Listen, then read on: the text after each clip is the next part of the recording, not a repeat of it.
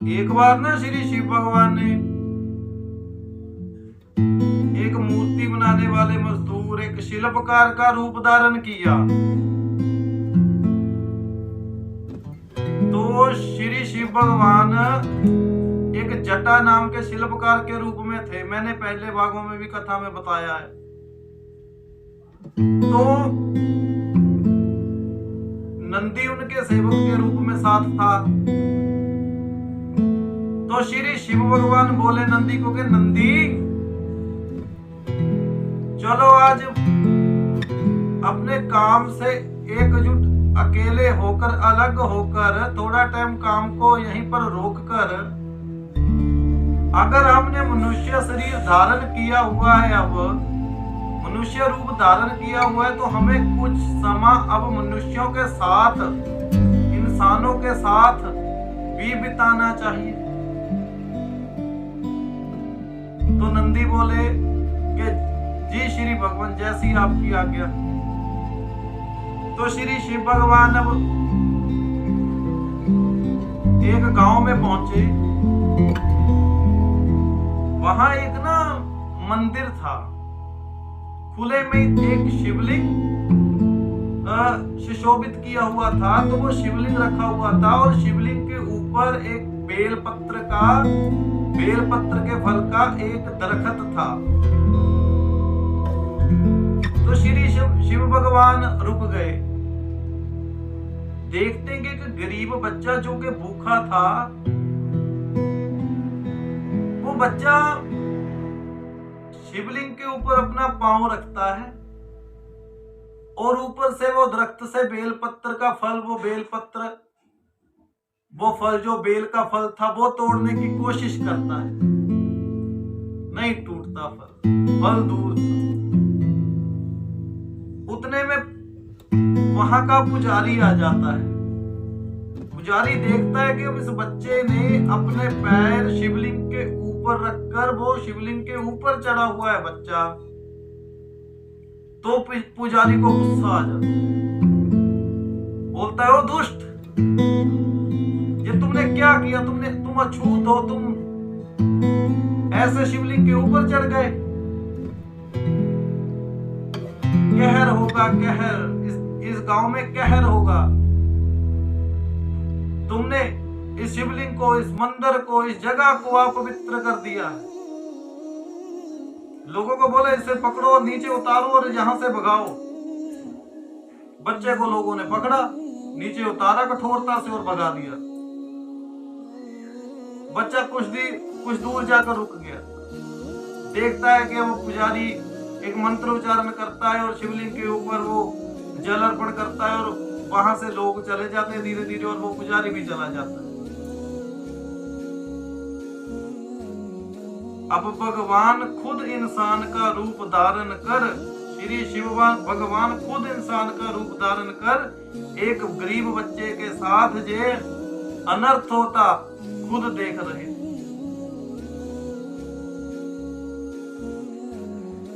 जहां तक तो इंसान तो सोच कि आज भी भगवान अगर रूप धारण कर, जब तुम किसी का बुरा करते हो, वहां पर भगवान खुद अपना रूप धारण कर अगर आ जाए तो तुम कैसे पहचानोगे?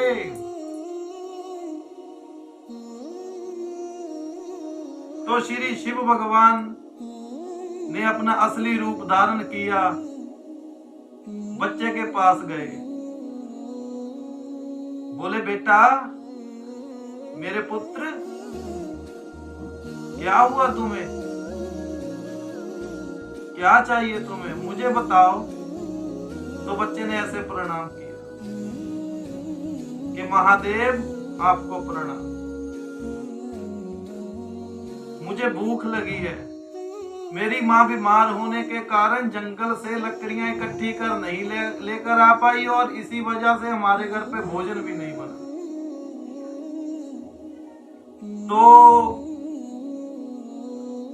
श्री शिव भगवान ने कहा कि बेटा,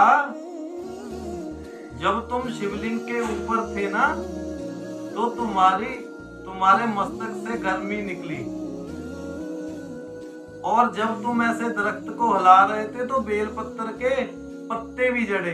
तुमने तो मेरे ऊपर जल और पत्ते चढ़ाकर मुझे खुश किया है, मुझे अर्पित किया है तुमने। जल और पत्ते चढ़ाकर मुझे भेंट दी है तुमने। तो बेटा मैं तुम्हारे इस बेलपत्र के पत्ते और तुम्हारे जल अर्पण करने से तुमसे बहुत प्रसन्न हुआ हूं। तो इंसान इतनी बात सोच ले कि जब किसी को डांटता है ना तो अपनी गलतियों पर पहले नजर डाल। ऐसे किसी को एक उंगली करता है तो ये चार तेरी तरफ होती है। तो मेरी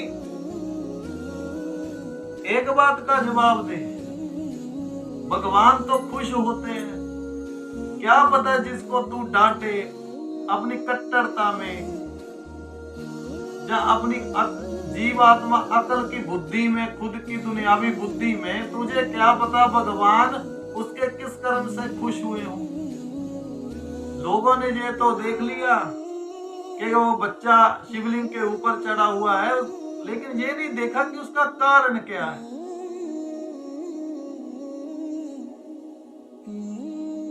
तो श्री शिव भगवान ने कहा कि बेटा मैं बहुत खुश हूं, तुम मांगो क्या वरदान मांगना चाहते हो। तो बच्चा नादान था, बोला कि भगवान मुझे भूख लगी है, मुझे वो फल चाहिए, बेल का फल। तो भगवान श्री भगवान खुश हुए और ऐसे अपना हाथ किया और हाथ के ऊपर 2 बेल के फल आए। तो भगवान ने कहा लो बेटा खाओ। तो बच्चा बोला नहीं महादेव अभी नहीं खाऊंगा मैं, मेरी माँ घर पर भूखी है, मैं उसके साथ जाकर खाऊंगा। आपका बहुत बहुत धन्यवाद, आपने मुझे 2 बेल के फल दिए। तो वो बच्चा मन से सच्चा था, वो भगवान ने खुद जितना दिया उसमें खुश हो गया। तो भगवान बोले तुम मुझसे कुछ भी मांग सकते थे, तुम बोले हो, तुम मांगो और क्या मांगना चाहते हो तुम मांगो आज। तो वो बच्चा बोला कि हे प्रभु मेरी माँ मुझे कहती है कि तुम्हारे मामा आएंगे एक दिन, जब तुम्हारे मामा आएंगे तो तुम्हारे लिए बहुत सारे खिलौने और बहुत सारे कपड़े और फल लेकर आएंगे, तो कृपया आप आज मुझे मेरे मामा से ही मिलवा दो। मेरी माँ भी प्रसन्न हो जाएगी और मैं भी प्रसन्न हो जाऊंगा। तो श्री भगवान बोले अवश्य तथास्तु, आज आप तुम्हारे बेटा मामा जरूर तुम्हारे घर पर आएंगे। तो वो बच्चा घर चला गया, अपनी माँ को बोला कि माँ ये फल खा लो, मुझे महादेव ने दर्शन दिए और मुझे वरदान भी दिया कि मैं बहुत खुश हूँ। मैं बोले कि तुमने मेरे ऊपर जल और बेलपत्र के पत्ते अर्पण किए, मैं बहुत ज्यादा खुश हूँ और तुम वरदान मांगो। मैंने वरदान में मांग लिया कि आज मुझे मेरे मामा जी मेरे घर पर जरूर आए। तो माँ बोलती है, सोचती है नादान बच्चा है, इसे क्या पता कि मेरे भाई को गुजरे हुए, उसकी मृत्यु हुए तो 8 साल हो गए, अब वो कहां से आएगा। तो माँ बेलपत्र खाकर संतुष्ट होने की कोशिश करती है। इतनी देर को बाहर से आवाज आती है, बहन, ओ बहन कहाँ हो। तो माँ आश्चर्य हो जाती है कि ये क्या। तो बच्चा खुश हो जाता है, माँ देखो महादेव ने वरदान दिया था, बाहर मामा आ गए। तो भाग कर दोनों बाहर जाते हैं और देखते हैं कि नंदी और श्री शिव भगवान इंसान का रूप धारण किए हुए घर के बाहर खड़े होते हैं। नंदी के हाथ में एक टोकरी थी जिसमें बहुत सारे खिलौने थे और महादेव खुद इंसान के रूप में मामा बनकर आए थे उस बच्चे के, जिनके महादेव के हाथ में एक बड़ी सी पोटली जिसमें उस बच्चे के लिए बहुत सारे कपड़े थे, अच्छे अच्छे नए कपड़े और बहुत सारे फल थे महादेव के दाएं हाथ में। तो खुश हो गया बच्चा देखकर। ये सोचो कि एक बच्चे को खुश करने के लिए भगवान ने खुद इंसान का रूप, वो भी उसके मामा का रूप धारण कर लिया। तो बच्चा बोला मुझे पता नहीं लग रहा इन दोनों में से मेरे मामा कौन है। तो नंदी जी बोले बहन बहन सुकर्ण को बताओ, उस बच्चे का नाम सुकर्ण था, सुकर्ण को बताओ ना कि ये इनके मामा है। नंदी ने श्री शिव भगवान की तरफ जो एक इंसान का रूप धारण किए होते उनकी तरफ इशारा करते हुए ये बात कही। तो बच्चा जाकर दौड़ता है और भागकर दौड़कर जाता है और वो ऐसे अपनी बाहों में ले लेता है श्री शिव भगवान को। तो बोला मामा आप इतनी देर के बाद क्यों आए हो, मेरी माँ रोज आपको याद करती थी। तो श्री शिव भगवान बोले कि बेटा तुम्हारा मामा किसी जरूरी काम में व्यस्त था। तो बच्चे को बोले कि ये लो तुम अपने खिलौने और ये नए कपड़े तुम्हारे लिए, तुम जाओ जाकर अंदर रख कर आओ। बच्चा गया, खिलौनों की टोकरी ले गया और अंदर रखने के लिए गया और माँ ने ऐसे हाथ जोड़ दिया कि भगवान आप मेरे भाई का रूप धारण कर आए हो महादेव। तो श्री शिव भगवान बोले कि बहन आज मैं सच में तुम्हारा भाई बनकर आया हूं। तो बोले भक्त की असली आस्था के ऊपर भगवान शक्तियां और वरदान देते हैं। तो और श्री शिव भगवान बोले कि बहन इस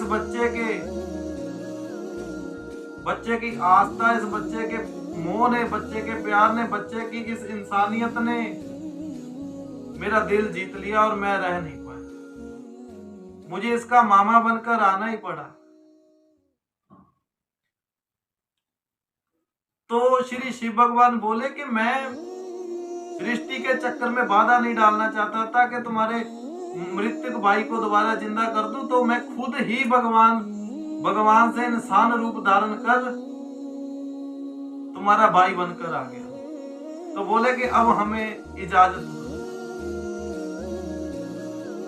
तो वो मां रोने लगी कि भगवान अपनी बहन के घर पर आए हो तो कुछ देर रुको और खाना खाकर जाओ।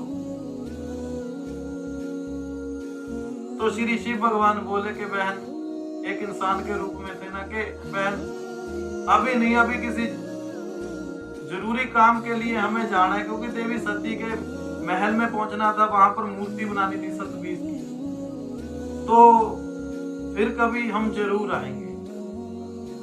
तो इतनी देर में वो छोटा बच्चा आ गया और बोला मामा जी नहीं, मैं आपको नहीं जाने दूंगा। तो श्री नंदी भगवान बोले कि नहीं बेटा, तुम्हारे मामा की जो होने वाली पत्नी है ना, तुम्हारी मामी, वो एक राजा की बेटी है। अभी वो तुम्हारे मामा जी से बहुत ज्यादा नाराज हुई है, हमें उन्हें मनाने जाना है। वो मान जाएंगी तो हम उनके साथ ही आपके यहाँ आएंगे, आपके घर आएंगे और आपके साथ भोजन भी करेंगे। तो वो बच्चा मान गया।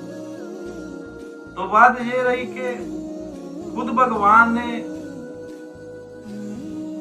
एक बच्चे की खुशी के लिए, एक गरीब बच्चे की खुशी के लिए उस बच्चे के मामा का रूप धारण कर लिया। तो आज के युग, जिस टाइम में मैं देखता हूँ ना कि मंदिरों में, मस्जिदों में अमीर और गरीब का फर्क भी किया जाता है। मंदिरों के बाहर ना बहुत सारे गरीबों की लाइन लगी होती है, और मैं देखता हूँ जहाँ वो खाने वाला कक्ष भी होता है ना, वहां पर भी कई बार उनकी अलग ही एक लाइन लगवा दी जाती है। तो भगवान तो खुद एक गरीब बच्चे के लिए एक इंसान का रूप धारण कर आ गए। इंसान तू एक भगवान का घर बनाकर भी अभी अपने मन में मैल लिए हुए, पाप लिए हुए घूमी जा रहा है। तो देख तो सही एक बार अपने मन के पापों का प्रायश्चित कर, उसको एक बार ध्यान तो धर उसका। वो तो इंसान के रूप में किसी भी रूप में आ सकता है, अगर वो एक बच्चे की पुकार सुनकर उसका मामा बनकर आ सकता है तो ये इंसान अपने पापों से मुक्ति